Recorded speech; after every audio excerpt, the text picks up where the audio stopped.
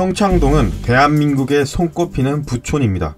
특히 인접해 있는 청와대 때문에 대통령을 보좌하는 정치인들이 많이 거주하고 있고, 그 밖에 부유한 중견 연예인들이나 예술가들이 많이 거주하고 있습니다.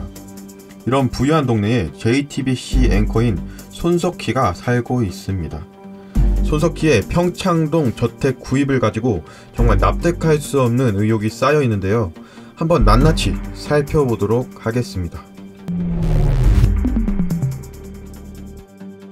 당시 평창동 저택을 구입했던 날짜는 2003년 7월 28일로 구매 당시 평창동의 대지 130평, 연면적 82평, 지상 2층에 지하실이 포함된 15에서 20억으로 추정되는 평창동 호화저택을 구입했다는 얘기입니다. 그런데 당시 손석희는 MBC 평사원 시절이었습니다. 공연 방송사 평사원의 연봉만으로 15에서 20억에 추정되는 평창동 82평 호화저택을 산다는 것은 불가능에 가깝다는 것이 전문가들의 지적이라고 합니다.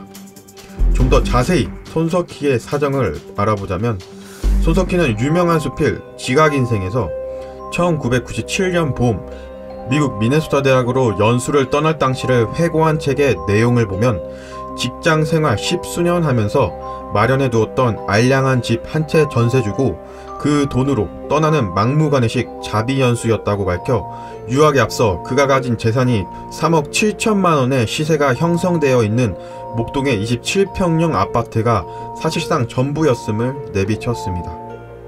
또한 미네소타 대학의 퀴퀴하고 어두컴컴한 연구실 구석에 처박혀 낮에는 식은 도시락 까먹고 저녁에는 근처에 사온 햄버거를 꾸역거리며 라고 유학생활을 묘사해 경제적으로 상황이 그리 넉넉하지 않았음을 간접적으로 드러냈습니다. 또한 MBC 평사원 시절 손석희의 직책은 아나운서 1팀 차장에서 아나운서 1부 부장 대우까지였습니다. 당시 손석희는 100분 토론을 비롯해 진행하던 프로그램은 4개에서 5개에 달했지만 프리랜서 선언을 하지 않은 공영방송사 아나운서는 몇 개의 프로그램을 진행하든 직책에 따라 연봉을 받는 것이 원칙입니다. MBC의 한 관계자는 부장 대우라는 직책을 고려해도 2003년 당시 손석희 씨의 세전 연봉은 8천만 원 가량이었을 것으로 추정된다고 말했습니다. 마지막으로 손석희는 당시 성균관대 신문방송학과 겸임 교수를 2000년 8월에서부터 2002년까지 잠시 재직을 하였는데, 겸임 교수 수입은 재산 형성 과정에 크게 기여했다고 보기 어렵다고 합니다.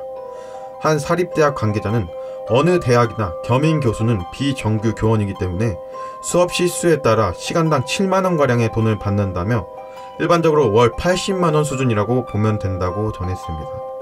결국 부동산과 아나운서 연봉, 겸임교수 수입으로 추정해 볼 수 있는 손석희의 2003년 당시 재산은 최대 6억에서 7억에 불과한 셈입니다.